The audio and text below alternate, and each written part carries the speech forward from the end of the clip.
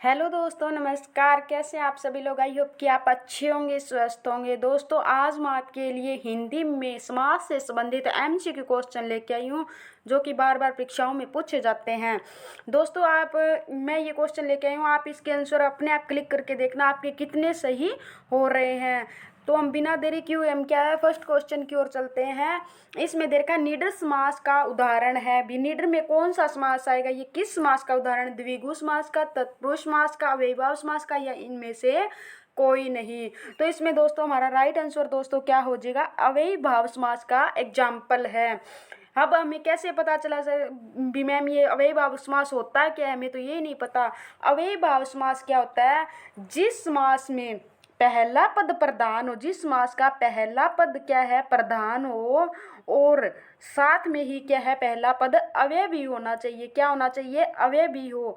यानी जिस समास का पहला पद प्रधान हो और अवयव हो उसे क्या कहते हैं? अव्ययीभाव समास कहते हैं। अब अव्ययीभाव समास में अव्यय क्या है? अव्यय का मतलब क्या हो गया? अ का मतलब न, व्यय का मतलब खर्च। यानी जो खर्च नहीं होता हो, यानी जो खर्च नहीं होता हो वो उसे क्या कहते हैं? अव्यय कहते हैं। अव्यय की फुल डेफिनेशन क्या है? ऐसे शब्द जिनमें लिंग विभक्ति वचन व्याकार की दृष्टि से कोई परिवर्तन नहीं होता, वे ज्यों के त्यों रहते हैं, उन्हें क्या कहते हैं? अवयव कहते हैं। अवयव का दूसरा नाम फिर क्या हुआ? अवयव का एक तो इसे अवयव बोलते हैं और दूसरा इसे क्या बोलते हैं? अविकारी शब्द बोलते हैं। कौन से बोलते हैं? अविकारी। और विकारी, अविकारी का उल्टा क्या हुआ? विकारी। यानी विकारी शब्द वो होते हैं जिन शब्दों में लिंग विभक्ति वचन व्याकार की दृष्टि से परिवर्तन होता है, उन्हें क्या कहते हैं? विकारी शब्द कहते हैं। अब अव्ययीभाव समास हमें रटना तो नहीं है, हम इसे ट्रिक से याद करेंगे। अव्ययीभाव समास में जहां भी आपको क्या है? यथा दिख जाए, लिख लेना इनको। जहां भी यथा दिख जाए, जहां भी आपको बे उपसर्ग लगा मिल जाए, जहां भी आपको प्रति उपसर्ग लगा हुआ मिल जाए, जहां भी आपको क्या है? हर उपसर्ग लगा हुआ मिल जाए, जहां भी आपको क्या है? भर उपसर्ग लगा हुआ आगे मिल जाए, जैसे फिर आगे आ लिखा हुआ मिल जाए, निर निर मिल जाए, उपसर्ग क्या मिल जाए? निर उपसर्ग मिल जाए, ला उपसर्ग मिल जाए, जैसे ला का लाजवाब हो गया, ना उपसर्ग मिल जाए आगे लगा हुआ, ना के बाद क्या मिल जाए? अनु मिल जाए, अनु के बाद और क्या मिल जाए? बा उपसर्ग लगा हुआ मिल जाए, वहां पे हमेशा क्या होता है? अव्ययीभाव समास कहते हैं। ये अब हमें कैसे पता चलेगा? अभी यथा, जैसे ये लिखा हुआ है यथाशक्ति, यथाशक्ति क्या है? यथाशक्ति, यथाशक्ति लिखा हुआ है, ये इकट्ठा लिखा हुआ मिलेगा आपको। तो इसमें क्या है? यथा उपसर्ग लगा हुआ है, तो ये किसका हो गया? अव्ययीभाव समास का एग्जाम्पल हो जाएगा। वैसे ही क्या है? निडर, निडर में क्या है? डर क्या है? हमारा पूर्ण शब्द है, और नी क्या है? उपसर्ग लगा हुआ है, तो ये क्या हो जाएगा? अव्ययीभाव समास का एग्जाम्पल हो जाएगा। किसका हो जाएगा? अव्ययीभाव समास का एग्जाम्पल हो जाएगा। नेक्स्ट क्वेश्चन पे चलते हैं। परमेश्वर में समास कौन सा है? द्विगु समास का एग्जाम्पल है, कर्मधारय समास का है, या तत्पुरुष समास का है, या अव्ययीभाव समास का एग्जाम्पल है। अब हमें इसका विग्रह करके देखना है। पहले परम है जो ईश्वर, क्या बनेगा इसका? परम है जो ईश्वर, परम है जो ईश्वर। इसमें क्या कौन सा समास होगा? कर्मधारय समास हो जाएगा। कर्मधारय, कर्म का मतलब क्या है? इसमें कौन सा समास हो जाएगा? कर्मधारय समास हो जाएगा। कौन सा हो जाएगा? कर्मधारय समास हो जाएगा। अब कर्मधारय का मतलब क्या हुआ? यानी कर्म को धारण करने वाला, यानी कर्म का मतलब कर्म धार्य मतलब धारण करने वाला। फुल डेफिनेशन पढ़ेंगे इसकी, क्या होगी? जिस समास में एक विशेषण और दूसरा पद विशेष्य होता है उसे क्या कहते हैं? कर्मधारय समास कहते हैं। उसे क्या कहते हैं? कर्मधारय समास कहते हैं। जैसे ये क्या लिखा हुआ था? परमेश्वर, क्या लिखा हुआ था? परम है जो ईश्वर। इसका हमने ऐसे विग्रह किया था, परम है जो ईश्वर। इसमें किसकी विशेषता बता रखी है? इसमें हमें किसकी विशेषता बता रखी है? इसमें ईश्वर की क्या है? परम है, यानी इस ये क्या होगी? विशेषता होगी। और विशेष्य इसमें क्या हो गया? जिसकी विशेषता बताई जाए, यानी जिसकी विशेषता बताई जाए उसे क्या कहते हैं, उसे विशेष्य कहते हैं। और जिसकी क्या है, इसमें क्या है, ईश्वर की विशेषता बताई जा रही है, तो इसमें कौन सा समास हो जाएगा, कर्मधारय समास हो जाएगा। नेक्स्ट क्वेश्चन, नीलकंठ में कौन सा समास है। नीलकंठ में बताना है द्वंद्व समास, द्विगु समास या बहुब्रीहि समास या तत्पुरुष समास। नीला है जो कंठ, इसकी कैसे करेंगे विग्रह, नीला है जो कंठ, नीला है जो कंठ यानी नीला है जो कंठ, इसकी क्या होगी, ये विग्रह हो गया। क्या हो गया, इसका विग्रह हो गया।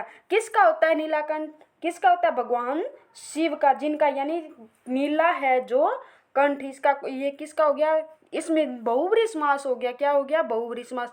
अब बहुब्रीहि समास किसे कहते हैं, बहुब्रीहि, क्या है, बहुव्रीहि।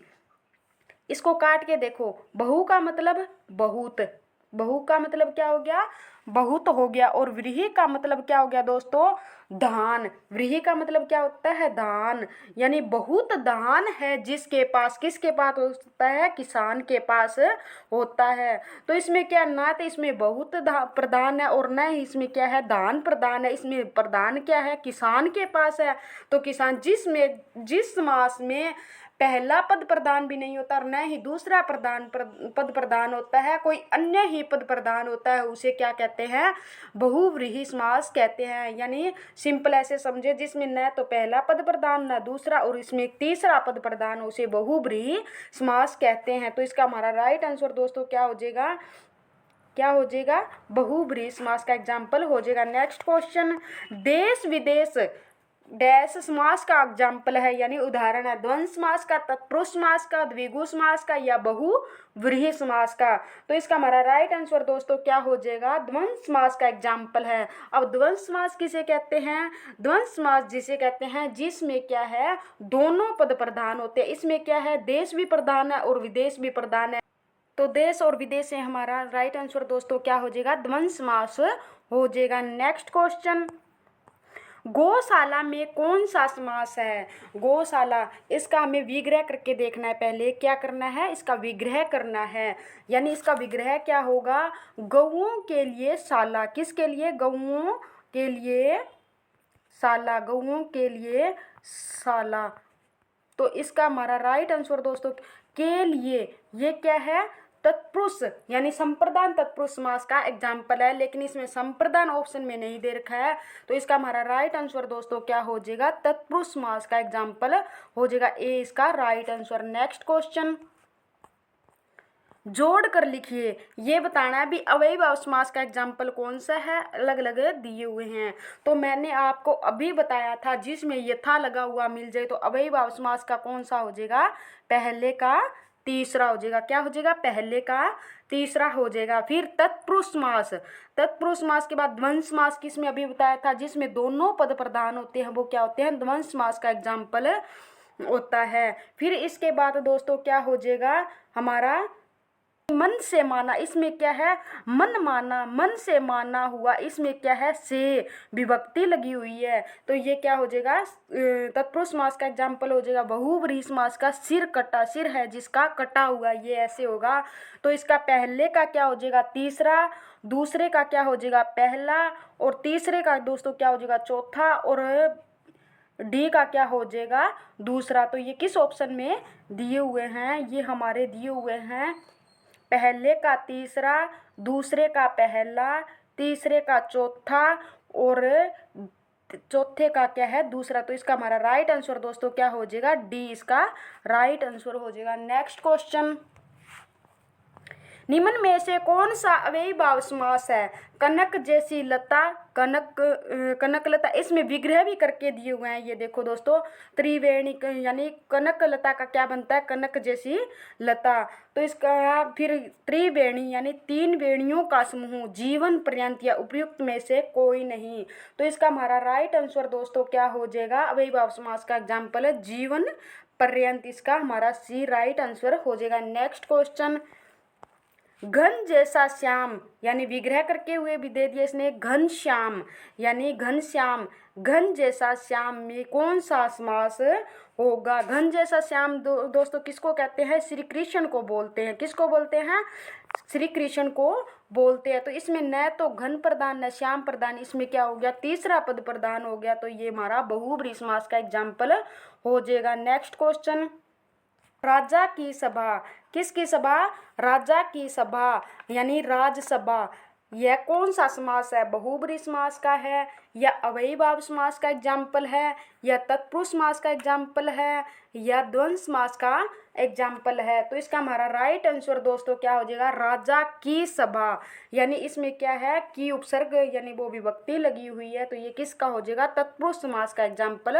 हो जाएगा। नेक्स्ट क्वेश्चन, नीलकंठ में कौन सा समास है, ये दोबारा रिपीट हो गया दोस्तों, नीलकंठ में कौन सा समास है, नीलकंठ में कौन सा समास होता है, इसमें नीला है जिसका कंठ, बहुब्रीहि समास का एग्जाम्पल हो जाएगा। नेक्स्ट क्वेश्चन, पीताम्बर शब्द में कौन सा समास है, यानी पीताम्बर का इसका हमारा राइट आंसर दोस्तों क्या हो जाएगा, बहुब्रीहि समास हो जाएगा। अब इसका विग्रह किसे कहते हैं, पीताम्बर यानी ओढ़े, पीताम्बर से मिलने जा रही है, यानी पीले वस्त्र है जिसके, यानी पीले वस्त्र ओढ़कर क्या है अपने वो मिलने जा रही है, पीले हैं जो वस्त्र, इसका ऐसे विग्रह होगा।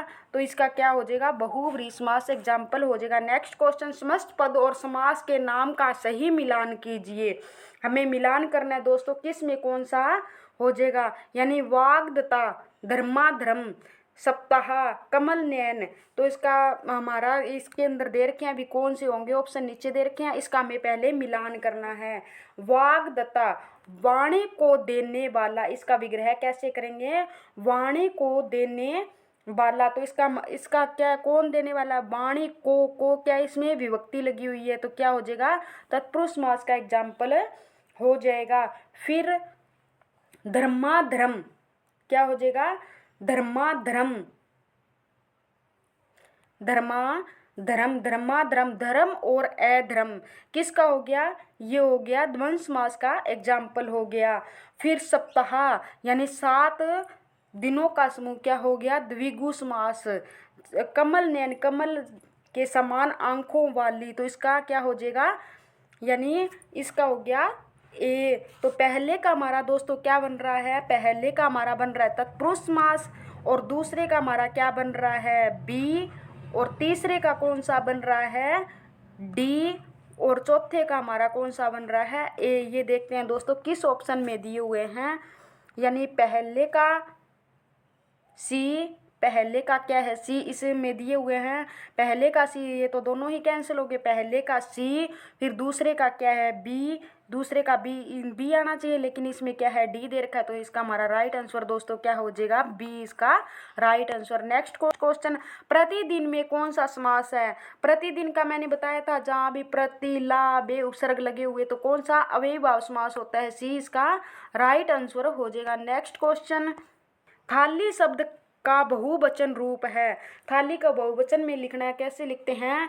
कैसे लिखते हैं इसको, थाली में थालियाँ, कैसे लिखते हैं, थालियाँ, यहाँ ऐसे लिखते हैं, ए इसका राइट आंसर हो जाएगा। नेक्स्ट क्वेश्चन, धर्म से भ्रष्ट, धर्म से भ्रष्ट यानी धर्म भ्रष्ट में कौन सा समास है, तो धर्म से भ्रष्ट यानी इसमें क्या है, से उपसर्ग वो विभक्ति लगी हुई है, तो ये क्या हो जाएगा, तत्पुरुष समास का एग्जाम्पल हो जाएगा। 10 है आनंद जिसके, यानी दशानन रावण के, तो इसमें क्या है दोस्तों, यानी तीसरा पद रावण प्रधान हो रहा है, तो इसलिए किसका एग्जाम्पल हो जाएगा, बहुव्रीहि का एग्जाम्पल हो जाएगा। नेक्स्ट क्वेश्चन, राजा की सभा, यानी राजा की सभा, यह किस समास का एग्जाम्पल है दोस्तों, ये तत्पुरुष समास का एग्जाम्पल है। नेक्स्ट क्वेश्चन, भाई बहन में कौन सा समास है, जिसमें दोनों पद प्रधान हो, उसमें कौन सा समास होता है दोस्तों, उसका एग्जाम्पल होता है। नेक्स्ट क्वेश्चन, रसोई घर शब्द का समास विग्रह कीजिए, रसोई के लिए घर, रसोई के लिए घर, या रसोई और घर, रसोई में घर, या रसोई का घर। तो इसका हमारा राइट आंसर दोस्तों क्या हो जाएगा, रसोई के लिए घर, ए इसका राइट आंसर हो जाएगा। के लिए इतने आप इसमें बताना, 19 में कमेंट बॉक्स में ज़रूर बताना 19 में कौन सा समास है, 19 में कौन सा समास है। थैंक यू दोस्तों, नेक्स्ट वीडियो में फिर मिलते हैं, धन्यवाद।